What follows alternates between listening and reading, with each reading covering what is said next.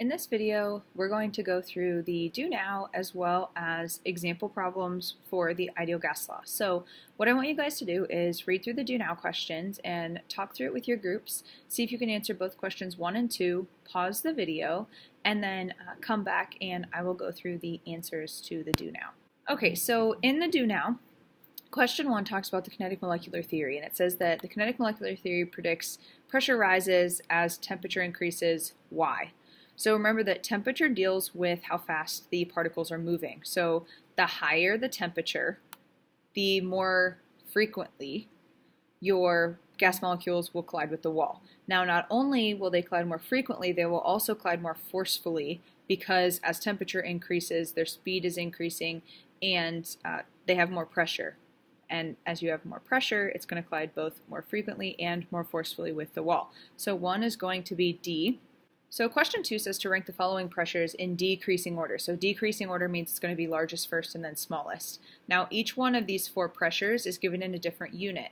So in order to compare these 4 values, we actually need to put them all in the same unit. So what I suggest doing is go to the standard unit. And what I would suggest doing is going to ATM. So see if you can convert the 4 to ATM and then put them in order, and we will go through the answers.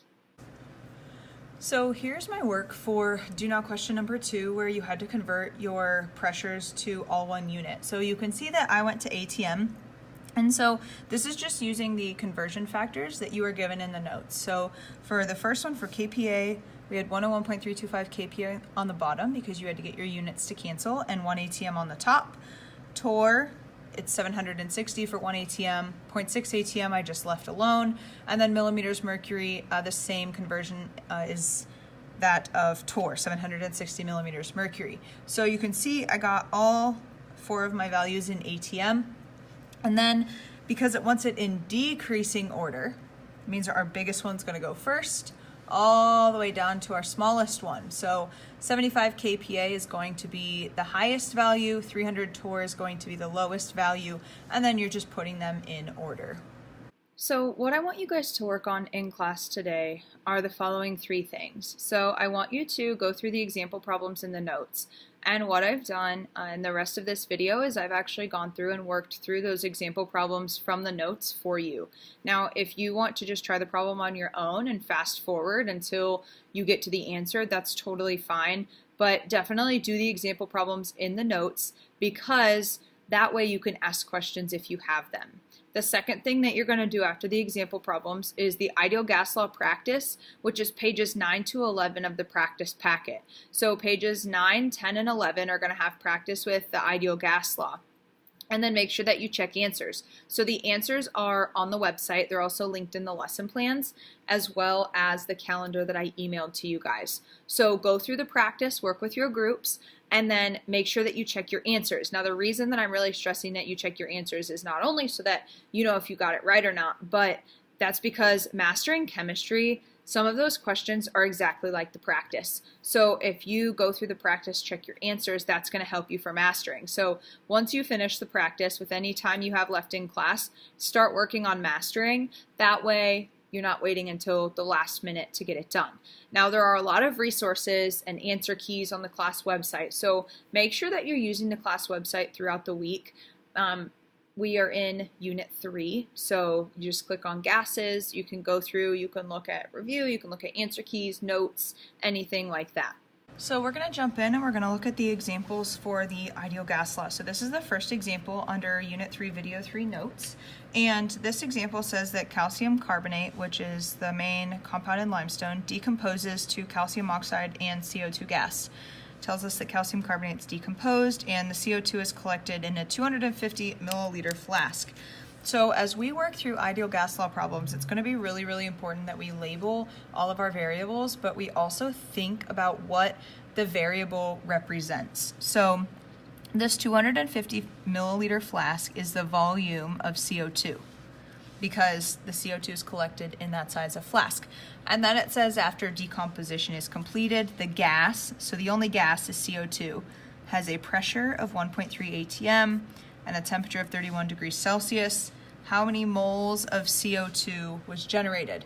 Now, before I even worry about doing anything related to moles, I need to convert my temperature. Remember that temperature always has to be in Kelvin. So I'm going to do 273 plus 31. You don't have to worry about the 0.15 because the 273.15, even though that might be the correct conversion, we just round to 273 and we get the same answer. So when we do 273 plus 31, we get 304 Kelvin. So now we have the volume of CO2, the temperature of CO2, the pressure of CO2, and we're trying to get to moles. So we have P, V, T, we're trying to figure out N. We can use the ideal gas law. So PV equals nRT. We're going to use Pivnert. So what I like to do is I like to rearrange my equation so that I'm solving for the variable that the question's asking me for. So I'm going to do N equals PV over RT. Now please be careful. Please be careful when you rearrange.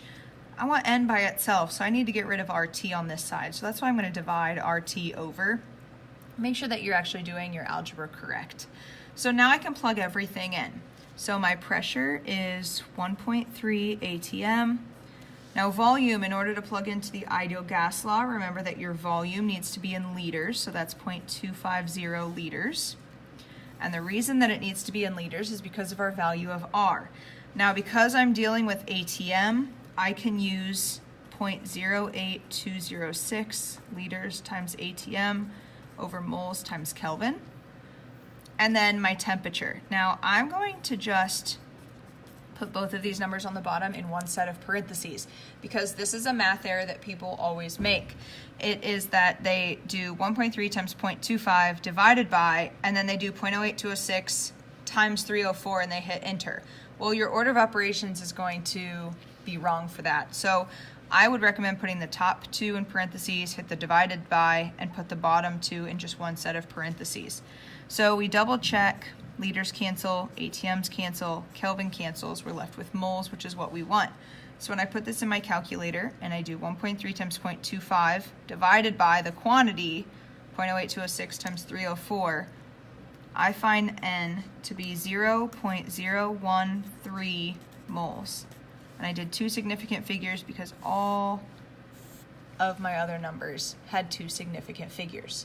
So that's just a problem where we're using the ideal gas law. So this next example is under our other applications of the ideal gas law. And this example says that airbags are inflated by nitrogen gas. It's generated by the decomposition of sodium azide.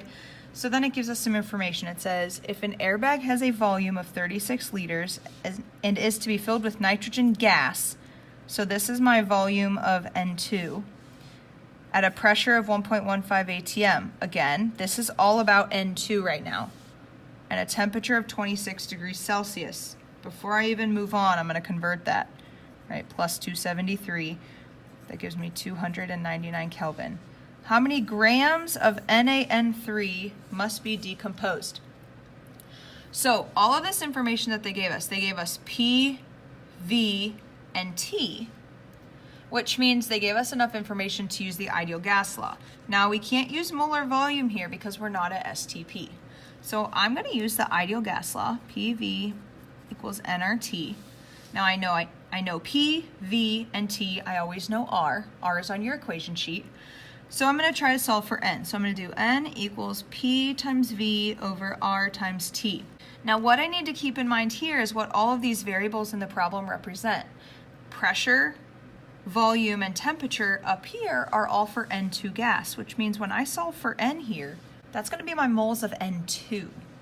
So I'm going to plug in all of my information, 1.15 atm, 36 liters, all of my units are working so far, 0.08206 times 299 Kelvin. Again, notice that I put my numbers on the bottom in just one set of parentheses. Now when I solve this, I do 1.15 times 36 divided by the quantity, 0.08206 times 299, I get 1.69 moles. Now again, this moles right here is based on this information up here, which is N2 gas. Now the problem doesn't want grams of N2, it wants grams of NaN3. So now what I have to do is I just have to do some stoich. So I'm going to use the balanced equation that they gave us. And I want to go from moles of N2 to moles of NaN3. So I have to use the mole ratio. And then I want to go from moles to grams. To go from moles to grams, I use the molar mass. Molar mass of NaN3 is 65 grams. So I do 1.69 times 2 times 65 divided by 3, I get 73 grams of NaN3. So really, the important information in this problem is that the ideal gas law, sometimes the answer that you get is not your final answer. Sometimes you need to take it a step further, like in this problem, because the ideal gas law is going to solve for whatever substance is being described in the problem. So it's always important that you read the problem and figure out what you're actually going to be solving for in Pivnert. So this last example that deals with the ideal gas law is looking at calculating the molar mass of a gas. So this is more of a lab-based question. It tells us we have a large evacuated flask. That means it's completely empty. So it's initially at a mass of 134.567 grams. Then it says when it's filled with the gas at a pressure of 735 torr, 31 degrees Celsius, its mass is 137.456. So this is the mass when it's filled with the gas. This is the mass when it's empty. So then when the flask is evacuated again and filled with water, its mass is 1,067.9 grams. Density of water is 0.997 grams per milliliter. So in the ideal gas equation applies, calculate the molar mass of the gas. Now, here's what we need first. We need to know the equation for molar mass of a gas. So the molar mass of a gas, remember that Molly the cat puts dirt over his pee. Right? Density times ideal gas law constant times temperature over pressure. So we have the pressure here, we have the temperature here, we always have R, so we need to figure out density. Now density, let's keep in mind, is simply the mass over the volume. So if we know the mass of the gas and we know the volume of the gas, we can find the density. So to figure out the mass of the gas, here's the flask with the gas in it. Here's the flask when it's empty. So if we subtract those two numbers, we find the mass of the gas to be 2.889 grams. Now the volume is going to be a little bit different because they also tell us that they fill the flask again with water. And here's what the mass of the flask with water is. Again, here's what it is empty. Well, if we subtract those two numbers, if we take 1,067.9 grams and we subtract 134.567, we can actually figure out the mass of the water. So I'm going to come over here. The mass of the water ends up being 933.3 grams. Now, that's the mass. We need volume, though. They give us water's density. For 0.997 grams, there is 1 milliliter. So if we do 933.3 divided by 0.997, that's going to give us our volume in milliliters, which is 936. But remember, for gases, we need this in liters. So 0.936 liters. We divide these two numbers. That's going to give us our density. Gives us 3.09 grams per liter. I can plug in my density, I can plug in my ideal gas law constant, my temperature, and my pressure, and that will give me molar mass. 3.09 grams per liter. I can use 62.36 because my pressure is in torr. My temperature needs to be in Kelvin. Don't forget, it needs to be in Kelvin, 304 Kelvin. Divided by the pressure, 735. My torrs cancel, my Kelvin cancels, my liters cancel, which leaves me with, I multiply the three numbers on top, I divide by what's on the bottom, 79.7 grams per mole. There's my molar mass of my unknown gas. Now, if you want to see all of this work again, if you look in the lesson plans, there is all of my work there as well. So if you need to review it, you can.